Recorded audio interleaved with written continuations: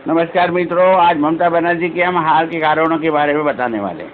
हाँ जी हाँ, जो अंदरूनी रिपोर्ट आई है वो चौंकाने वाली है।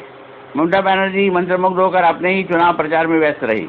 उसने कभी ये नहीं देखा कि विपक्ष क्या प्रचार कर रहा है और किस प्रकार से एसआईआर के जरिए आरक्षण की मुसलमानों का नाम चुनाव आयोग ने वोटर लिस्ट से काट दिया है। और वोटर लिस्ट से चुनाव का नाम कट गया है तो ममता बनर्जी ने साफ साफ चुनाव का बहिष्कार करना चाहिए था। लेकिन ममता बनर्जी ने वो आसान रास्ता नहीं अपनाया। उसने फांसी सजाकर भाजपा को हाथ देने का फैसला किया।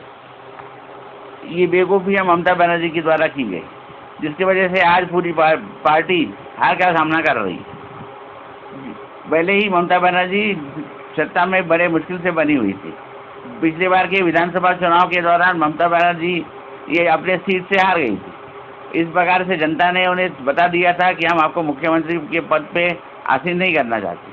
लेकिन ममता बनर्जी पीछे से पार्टी के बलबूते के आधार पर बाईपोल में चुनाव में खड़े होकर सीएम कैंडिडेट बनी। इस प्रकार से ये जनता का संकेत बहुत साफ था, लेकिन पार्टी इस संकेतों को मानने के लिए तैयार नहीं थी। इससे पहले ममता बनर्जी 2 विधानसभा चुनाव से चुनाव लड़ी थी और उसमें से एक विधानसभा चुनाव हार गई थी। इस बात से भी ये संकेत मिलता है कि ममता बनर्जी की पॉपुलैरिटी बहुत कम हो गई थी और ममता बनर्जी पिछली विधानसभा चुनाव के दौरान अपने पद को बनाने में नाकामयाब रही थी और भारतीय जनता पार्टी के शुभेंदु अधिकारी ने उन्हें हरा दिया था।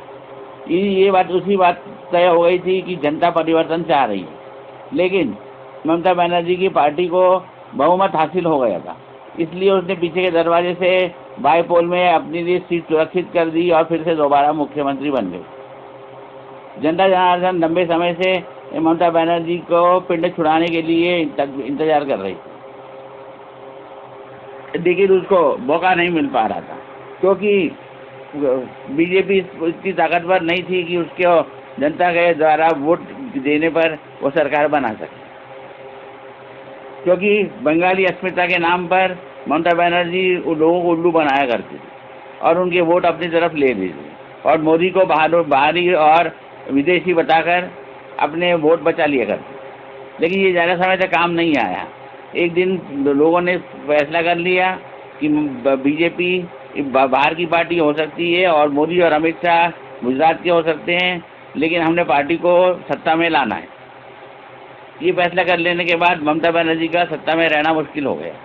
ममता बनर्जी ने इस बात का बिल्कुल ध्यान नहीं दिया कि चुनाव आयोग ने पुलिस चीफ बदल दिया है और इसके साथ साथ एसआईआर में वो मुस्लिम मतदाताओं के नाम काट दिए। ऐसी विपरीत परिस्थितियों में पार्टी को चुनाव का बायकॉट करना चाहिए था और इस मामले को लेकर अंतर्राष्ट्रीय कोर्ट में जाना चाहिए था या सुप्रीम कोर्ट में ये केस चल रही थी, लेकिन सुप्रीम कोर्ट ने इसमें कोई भी दखल देने से मना कर दिया था। जब वोटर लिस्ट में से ही वोटरों के नाम कट जाएंगे तो भला चुनाव किस काम का? सिर्फ इस आधार पर कि उनका नाम में थोड़ा सा परिवर्तन हो रहा है या नाम में गलतफहमी है तो उनके वोटर लिस्ट से नाम काट दिए गए। ऐसा जानबूझ के किया गया ताकि गरीब और मध्यम वर्ग के लोगों के नाम हटाए जा सकें और जिन लोगों को नाम हटाए गए वो भाजपा के समर्थक नहीं थे। इस प्रकार से चुनाव आयोग ने एक तरफा खेल खेला और ममता बनर्जी उनके जाल में फंस गए। ममता बनर्जी ने अपनी पार्टी में परिवर्तन करने के लिए भी कोई कदम नहीं उठाए। उसने नया नेतृत्व खड़ा नहीं किया। अब कायदे से तो उसने अभिषेक बनर्जी को सीएम कैंडिडेट प्रोजेक्ट करना था और कुछ नया करने की कोशिश करनी चाहिए और अपने लिए राज्यसभा की सीट पक्की कर लेनी चाहिए थी। लेकिन उन्होंने वो गलती की और इसके खामियाजा आज पार्टी को भुगतना पड़ रहा है कि आज वो दोनों चुनाव के सीटों को हार चुकी है और शुभेंदु अधिकारी ने उन्हें दोनों सीटों से हरा दिया है। तो ये बात साफ हो गई है कि ममता बनर्जी का अब कैरियर बिल्कुल ज़ीरो हो गया है।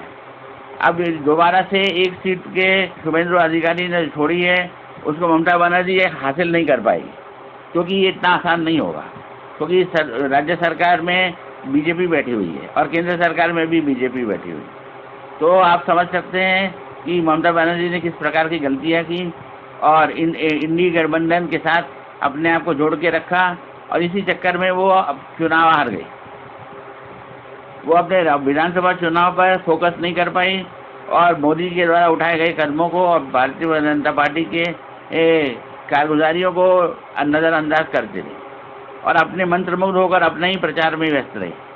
विपक्षी पार्टी क्या कर रही है और किस प्रकार से प्रचार कर रही है, कुछ नयापन लाने की कोशिश उसने अपनी पार्टी में नहीं की।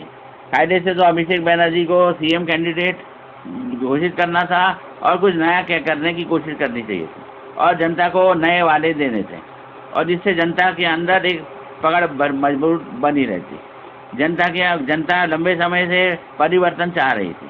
अगर ममता बनर्जी ने परिवर्तन का रास्ता दिखाया होता तो काफ़ी सीटों पर उसका कब्जा बरकरार रहता।